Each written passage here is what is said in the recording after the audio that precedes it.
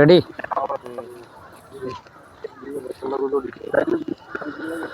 আসসালামু আলাইকুম, কি অবস্থা সবার, কেমন আছেন? তো চলে আসলাম আজকে সরবরবর্তী ইউনিয়ন এবং এখানে 9 নং ওয়ার্ডে।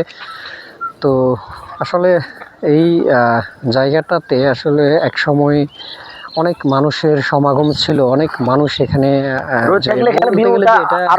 পর্যটক এরিয়া। এখানে কিন্তু অনেক মানুষ আসতো এক সময়, যে মনটাকে আসলে রিফ্রেশ করার জন্য আসলে অনেক মানুষ এখানে কিন্তু আসতো। কিন্তু দেখেন আজকে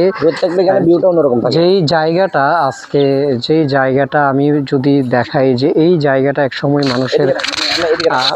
মানুষের বিনোদন কেন্দ্র ছিল। এখানে বিনোদনের জন্য, মনটা ফ্রেশ করার জন্য, মনটা ভালো করার জন্য এখানে আসতো। কিন্তু আজকে দেখেন সেই জায়গাটাই আজকে মানুষের বিনোদনটা কেড়ে নিচ্ছে, মানুষের যে হাসি আজকে কেড়ে নিচ্ছে। এই যে রাস্তার যে অবস্থা, আপনারা দেখেন, রাস্তাটা একটু দেখাও, রাস্তার যে অবস্থা এখানে একদিনের বৃষ্টিতে আসলে যে রাস্তার অবস্থা খুবই ভয়াবহ হয়ে যায়, এবং এখানে আসলে কোনো গাড়ি এখানে আসতে পারে না। তারপর হচ্ছে মানুষজনের যে চলাচলের যে বিষয়টা, এখানে মানুষজন আসলে চলাচল করতে অনেক কষ্ট হয়ে যায়।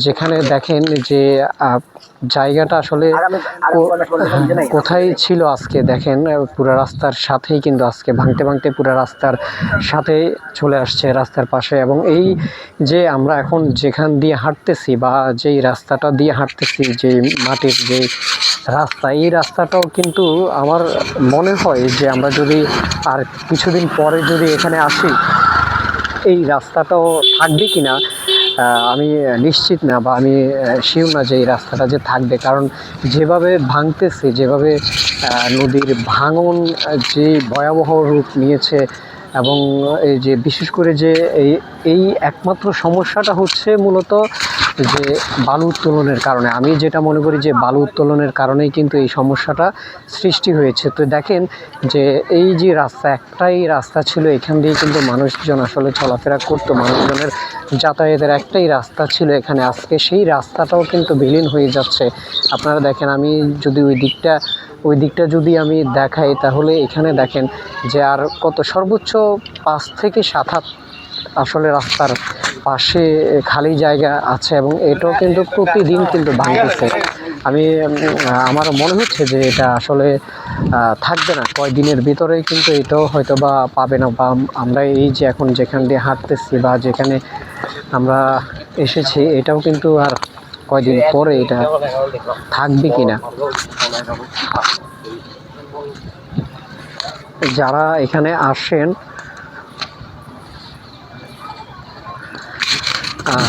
তাদের উদ্দেশ্যে বলবো যে আসলে এই জায়গাটা বললাম না, মানুষের বিনোদনের জায়গা ছিল। আজকে এখানে যারা আসেন বা পরিবার নিয়ে যারা আসবেন, এখানে অনেক ভেবেচিন্তে আপনাদেরকে আসতে হবে। কারণ এখানে যে রাস্তাটা, যে যাতায়াতের যে রাস্তাটা, সেটার কিন্তু ভয়াবহ অবস্থা। এবং এখানে যদি আপনারা বাইক নিয়ে আসেন, সেক্ষেত্রেই কিন্তু আপনাদেরকে অনেক দূর হাঁটতে হবে। এখানে কিন্তু আপনারা বাইক নিয়ে এই রাস্তায় আসতে পারবেন না। তো আমি মূলত এই ভিডিওটি করার উদ্দেশ্য হচ্ছে যে অনেকেই আসেন, যে এই জায়গাটাতে অনেকেই, মৌলভীবাজার এই জায়গাটাতে অনেকেই আসেন ঘোরার জন্য বা বিনোদনের জন্য আসেন। তো যারা পরিবার নিয়ে আসেন, তারা অবশ্যই সাবধান এবং সাবধানতা অবলম্বন করে আসবেন।